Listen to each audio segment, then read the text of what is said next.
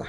Kenapa saya berkirim amicus brief? Kenapa saya bismillah maju sebagai amicus curiae? Karena saya merasa kegelisahan saya sebagai warga negara akan kualitas demokrasi kita. Saya selalu katakan di sekian banyak podcast, termasuk diskursus. Jangan salah nih. Bagi saya, Gibran saya simpan dulu. Bicara soal Ganjar, Mahfud, Prabowo, Anies, Muhaimin, semua orang hebat. Plus minus pasti ada lah. Plus minusnya Prabowo, plus minusnya Mahfud, semua pasti punya plus minus.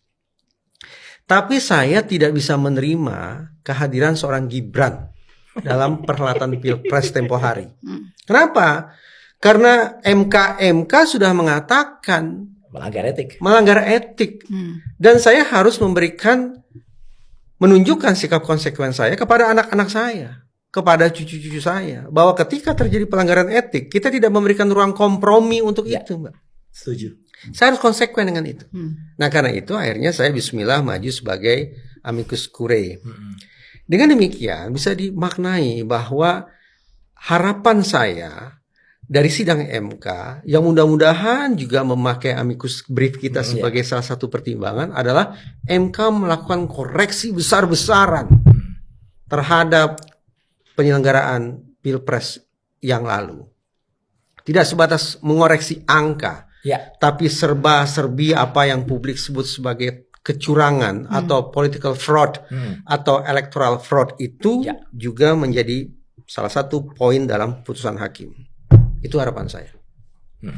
Kira-kira yang lebih konkret apa harapannya? Misalnya pemungutan suara ulang kah atau apa harapannya? Harapan pribadi yang lebih konkret lah. Kalau tadi lebih bagi saya paslon general yang sudah mengandung pelanggaran etik yang bagi saya tidak bisa dikompromikan, ditutup pintunya dalam kehadiran jagat politik Indonesia.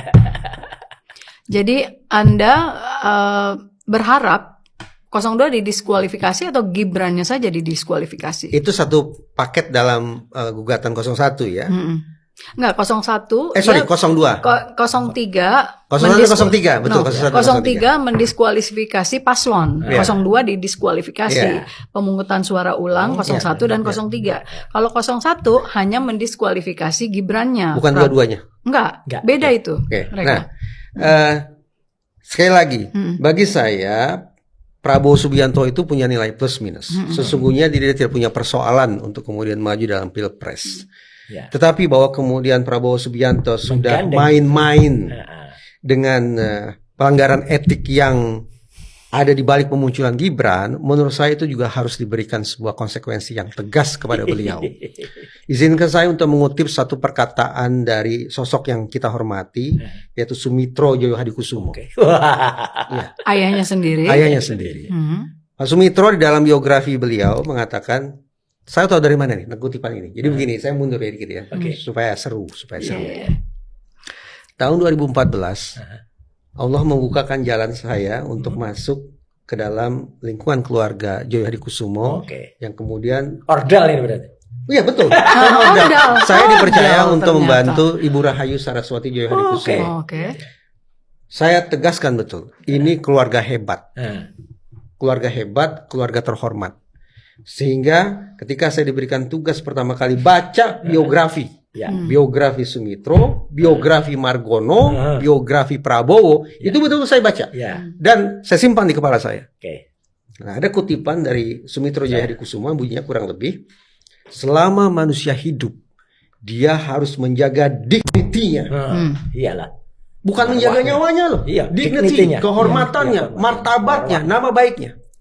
Nah, kalau kita mau konsekuen dengan perkataan Sumitro itu, maka saya sudah. Tidak boleh kita bermain-main. Setuju. Mencelupkan kaki kita di kubangan nilai etik itu tidak boleh. Karena disitulah pertaruhan dignity yang kita punya. Atas dasar itu, dengan segala sikap konsekuen yang ingin coba saya ajak ke kita semua, sebagaimana perkataan Sumitro Joyohadikusumo, saya bisa memaklumi, bisa memahami seandainya terhadap paslon 2 ditutup pintunya. Tetapi sebagai manusia saya tetap punya ruang bertoleransi. Karena hidup toh tidak selalu hitam atau putih. Kalau kemudian hakim memutuskan bahwa yang didiskualifikasi adalah Gibran saja, saya bisa terima itu.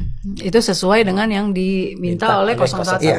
Ya. Ya. Tapi kalau mau konsekuen, pilihannya sesungguhnya hanya dua, etik atau nir etik.